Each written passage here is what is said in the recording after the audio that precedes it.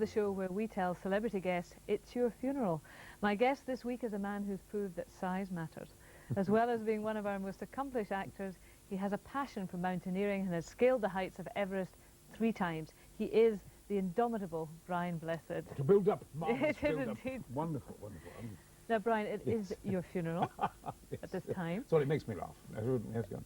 Why does it make you laugh? I don't know, it's a cheerful subject, I think. Oh, we'll get into that in a minute, but the inevitable precursor to any good funeral is of course, death. And you almost seem to flirt with it. I mean, you have climbed Everest 3 times, in impenetrable jungles. You're about to go in search of the Yeti. Do you consciously dice with death? Well, for instance, going up Everest, people, you know, the kind of common feeling about it is that in actual fact you have a death wish. But actually going up Everest is a life wish. It's quite the reverse. Going up there, facing altitude with the great problem, altitude and the great temperatures, it is the ultimate test, mental, physically, spiritually, one of the great tests on Earth. It's a great privilege to go to a mountain. It is so exquisitely beautiful up there, as well as being very, very fierce. And you obey the laws up there, you're going to say? But the failure of that test is death, surely. Well, I don't think death exists. I don't give that, not that for death. I don't give a toss. You know, I get angry now and again when I lose some of my friends when their physical body stops. And I want to, if I could get out of the image of death, as a guy seeing as some kind of decrepit old man with a sickle, I just want to thump him. Out, out, out. It's not going to restrict me living.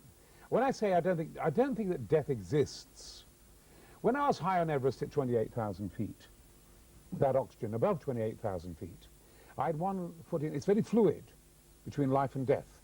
But you're conscious Well, of that. you're on the troposphere, you're approaching the stratosphere. Above you is the cobalt blue of the sky. You can see the stars even midday. And I was on my own. And I could feel this fluidity between life and death. And I'd actually completely experienced that, you know, that death does not exist, that life is the last word. At that particular point, I wasn't hallucinating. There was my grandfather, being about 30 years of age, at 28,000 feet. And you weren't hallucinating? No, I looked at him like I'm looking at you, and then I looked away, and he didn't follow me, like you're not following me. When I came back, you're still here. He was still there. He was quite solid, much younger. And he said, go on, Brian, lad, you've got to go down now. You'll climb it in 2001. Go down now, lad, you've done well without oxygen. He said, the great adventures on this side, Brian, tremendous adventures. I don't understand what you're saying to me, in that death does exist, in that one day you will die, your physical body will stop, and as will mine. So to that extent, it does exist. And, you know, seeing your grandfather, I mean, do you believe that spirits exist? In the West, I think that we're kind of almost spiritual cripples. I think that we don't begin. I think in the fact that, you know, in Dar es Salaam, where the Dalai Lama is, the children there are wonderfully happy. I've never met so many happy children in Dar es Salaam, because they have no fear of death. In the West, death, oh, I mustn't die, oh, death, death, death. We fear death, it stops you living. The greatest danger in life is not taking the adventure. Have you never feared death? No, not at all. You follow no religion at all? No, but I'm interested in all religions. Right. I think that the bravery of Jesus on the cross, the loneliness is, because in life I feel that we get lonely.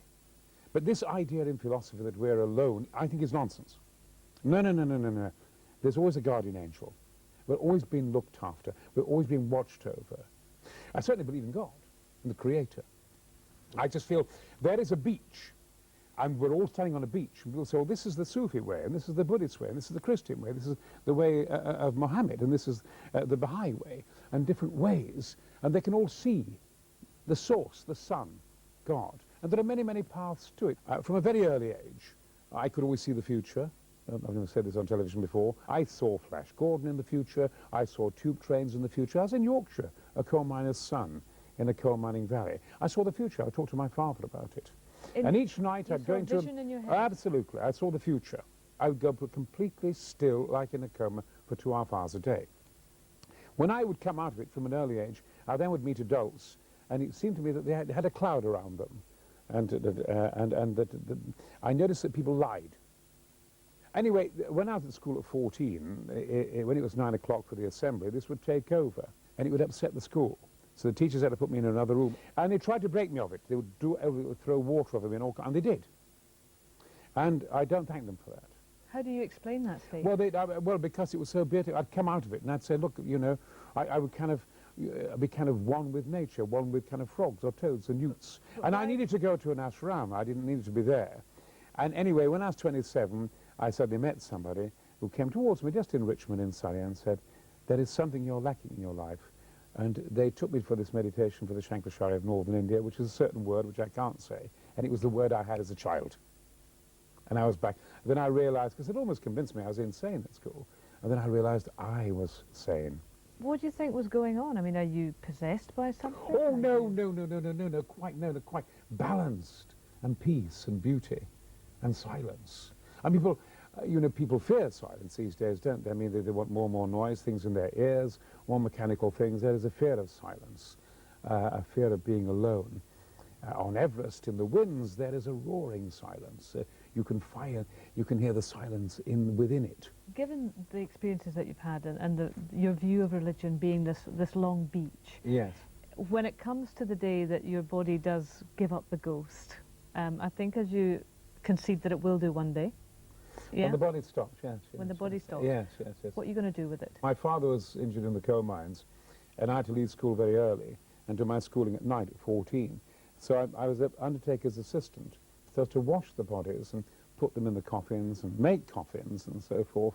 It all sounds very serious, this, doesn't it? And I was always terrible at woodwork. I could, you know, I always made the coffins too small, and I was always squashing the bodies in. And Mr. Phillips, who was very Dickensian, would come in and say, "Good God, Brian, you know, what's I doing, lad? There's when he can't feel it, he's dead." And I'd be pushing the bodies in, you know. Was that not a very unnerving? Well, no, it's quite a strangely cheerful job, because it was so awful it made you laugh. It all stopped when I suddenly went to the morgue, and my best friend was in there, being killed in a cycling accident. And there were no cars around, he'd been killed by a car. And he was in the morgue, and that really upset me. And my boss came in and made some factious remark about him. Well, he's nothing, he's this, that, and the other. I had a fist fight with my boss. How did it make you feel, though, to see a friend? Well, it made me angry. It made me angry that a 15-year-old boy was a great pursuit cyclist who would tell me about his dreams and future. And that upset me. Why does he have to go now? Can't you let him realize his dream? Why did he have to go now? I find it hard that a universe is created and that people suffer within it. It's one of the hardest tasks for me to get round that one. That people suffer in a universe that is being created by God. I'd love to pursue this at this point, but I'm going to bring you back to your funeral. As an ex-coffin maker, will you go in a coffin? No. I actually put a man in a coffin once and put him in the coffin and nailed it all down. You know, in Yorkshire sometimes they have a little bell from the coffin. They can ring the bell to say they're not dead in the coffin. He was put in it, and he was in a, you know, obviously in a deep coma. He wasn't dead, and the guy got out the coffin in the village where I lived, and he turned up for tea, and his wife had a heart attack. You know, so I mean, coffins. Therefore, there is always this great fear of being buried alive, isn't there, and so forth. I mean, that's not a fear for me, but it's the fresh air. I think I don't feel death, and therefore I would like to be still knowing that my body's going to stop. Be down at Del Fuego, somewhere like that. There's a great explorer called Tillman and Shipton. Tillman took a sail and started to sail off into the sunset. He was never seen again, Tillman. He climbed lots of the great mountains. And I'd love to kind of have a Viking end and be dressed in the 1920s clothes, with a pith helmet, and be sitting there and, like Tillman, sail off from Terra del Fuego in South America, right under those wonderful, gorgeous seas and sunset to Viking music. I kind of go there smiling, and then I would meditate slowly with the waves, and meditate until my body stopped. It is important, if you can in life, to leave the body in prayer or meditation or in deep silence. And you wouldn't find that frightening at all? No. I'm still stuck with this image of you. Yes. Dressed in 1920s. In the 1920s clothes, it's being very romantic and fearless, sailing out to sea, being one with my Creator, being one with her.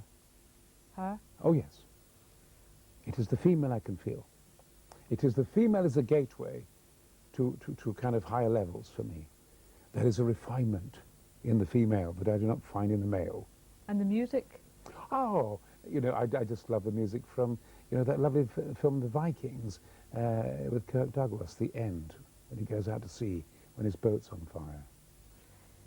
Ryan, I'm delighted to be able to supply you something because I'm not sure I'll be able to supply you much, but we do have a rendition of that theme music from the Vikings Do you? film. Yes, which has been recorded for us by our string quartet, Sigma. So here it is, so picture the scene. Thank you.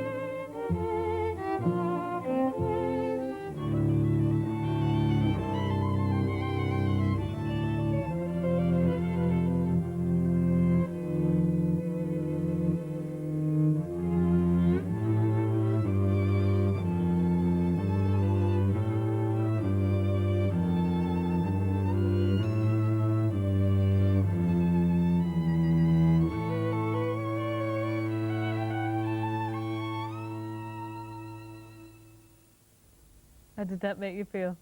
Well, it's slightly sadder than I thought, you know, but I thought it was beautifully played, and absolutely marvelous. Exactly what I would want on the ship.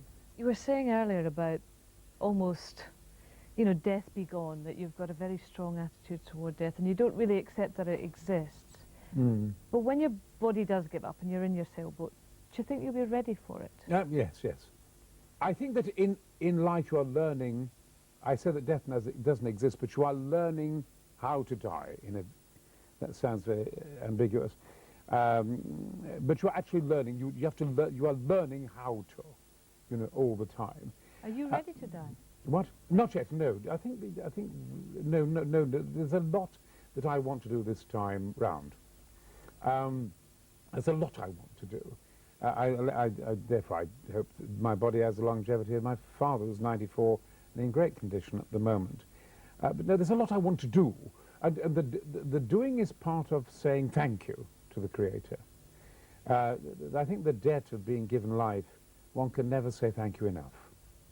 There are Everests everywhere, you know, and people in hospitals and suffering, and people have their own Everests, and I think that through their suffering, become one with the Creator. It's one of the ways, I think, through suffering that you do become. I think if you get one thing right, whether it's a part or your garden, or you really get that allotment right, you get those roses right. If you can get one thing right, I think this is incredibly important. So what have you got right? Nothing. Nothing? Nothing. I've tried. I'd like to get it to the top of Everest next year and climb it well, with style. You know, in I, Claudius, and I've read Augustus Caesar, it was 80% right, or Long John Silver, 80% right. I have as yet. I mean, this interview is approaching getting something right. This interview feels as if I may be getting something right. And that's important to me. And it's, as I say, it's really a nice debt, a loving debt of saying thank you. But what about not as an actor and not as a mountaineer, as a man? As a man with a family, an extended family, have you got things right there? Well, I think that you know, that meeting my wife is as close. That's you know, I think that meeting my wife is the closest I've come to getting it right. I think she's got it right and I haven't yet. And having my daughter, and she's got it right and I haven't quite yet. So how do they feel when you go up mountains and across jungles? And well, it frightens them. Because you have actually brushed it, haven't you? I mean, many times, yes. Yes, yes, and faced it out, yes. But my wife met me when she knew I was a mountaineer. When she met me, she'll probably frown at that. But my wife is incredibly gifted and immensely emotional, deeply emotional, but has much more balance and is much more placid than I am, and reins me in and watches me and is wiser. But nevertheless, she did take on this madman, and and she understood I climb mountains. Presumably your daughter will be at your funeral. She'll be standing as a sailboat. Maybe I don't suppose so. I don't mind being on my own. But you don't want Oh, no, maybe a few Sherpas. But wouldn't your family be hurt to think that it didn't matter to you whether they were there or not? You are confusing distance with being separate. Distance, in a way, doesn't matter. And if you're 9,000 miles away from somebody that you love, you can feel them. The geography is not necessary. You can feel this, the kind of human spirit, what we are, is so immensely powerful and limitless. You can feel them totally there and then. You just close your eyes, and they're there. You can feel it. You can feel your husband, your lover, your dog, now. I think in life we need good company. And good company is music, good music, fresh air, water, animals. All this is part of good company. What about people?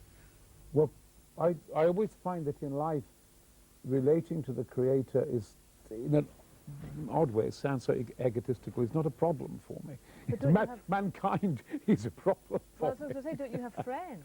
Oh, I do, yes, very few. I only have 2 or 3. I don't. Why? Well, I just don't. I just don't need them. I don't have them. Ken Branagh is my best friend. Why? I have a father-son relationship. Oh, yes, because he's very pure with me. And we're not obligated to each other. You kind of, it's just him and me. So there's a tremendous kind of honesty and truth. I mean, you are so many things. You have got so many things going through your head. I suspect we've seen only a fraction today. How are you going to be remembered by your close friends? I don't want to be remembered at all. I think it is a kind of What, supreme... we erase Brian Oh, Griffin? yes, I think it's such a... Yes, it is such a vanity. I don't want to be remembered for anything. You don't want your daughter to remember I you? don't want to be remembered for anything. I think, not my daughter, any of them. None of them. My wife and my daughter, none of them. Get on with their life. Remember themselves. If your wife died tomorrow, God forbid, would you not remember her? She's not dead, no. But would you not remember her?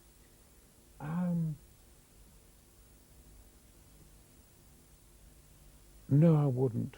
I would... that sounds so coarse and cruel. Her life is a celebration. She's always alive. She's ever. I mean, I love her totally. And that would just grow. She would not be dead for me, you see. She's not dead for me. At all. Not at all. I think it is a tremendous vanity want to be remembered. No, get on with it, loves.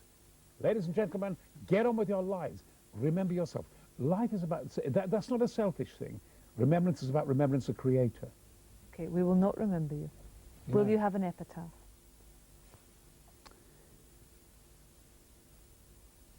Just nothing.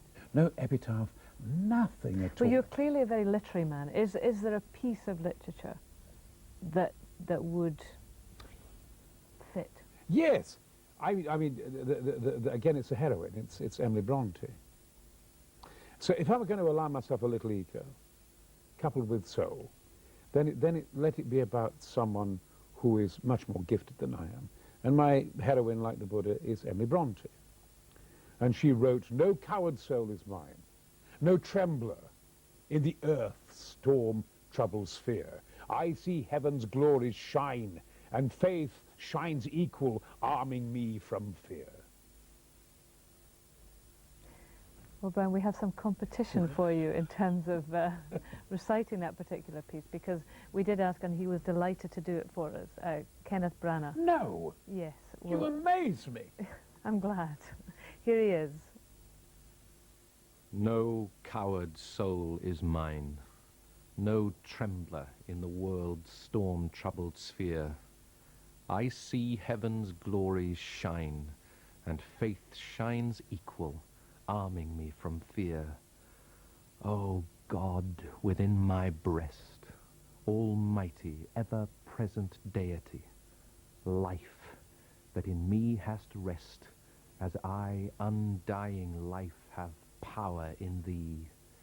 Vain are the thousand creeds that move men's hearts, unutterably vain, worthless as withered weeds or idlest froth amid the boundless main.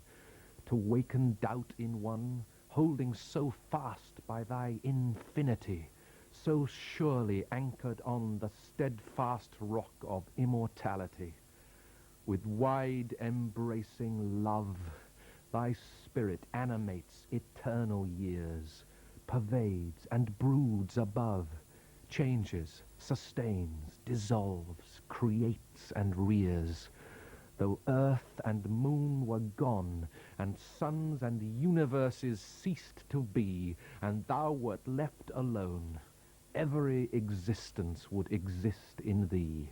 There is not room for death, nor atom that his might could render void, since thou art being and breath, and what thou art may never be destroyed.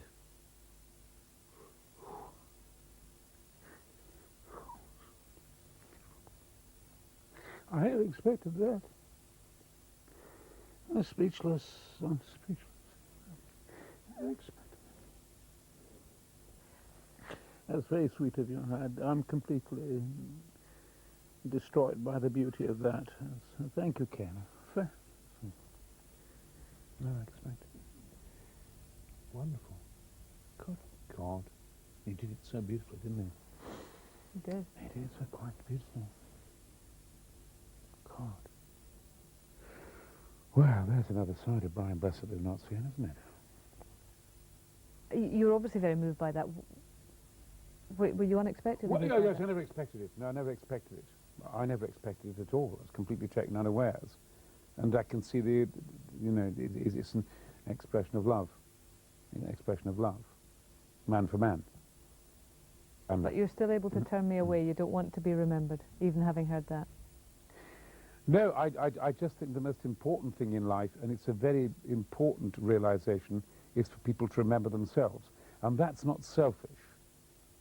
Until one starts to remember yourself, don't feel you can really help other people. Well, let's almost go back to where we began, with you on this sailboat at the Tierra del Fuego, in semi-consciousness, aware that you're passing into, that your physical body is about to give up. How will you remember yourself? That's a huge question. By being one with the Creator. That is what I want to remember. I can't think of a better place to end. Brian Blessed, thank you so much. It's been absolutely fascinating. I hope you have many adventures yet to come. And I think we will leave you with some more of that Viking music. Thank you. It's a lovely image. Well, smashing interview. Thank you. I've never been probed so much in all my life, but it's been most refreshing and stimulating. I'm very grateful.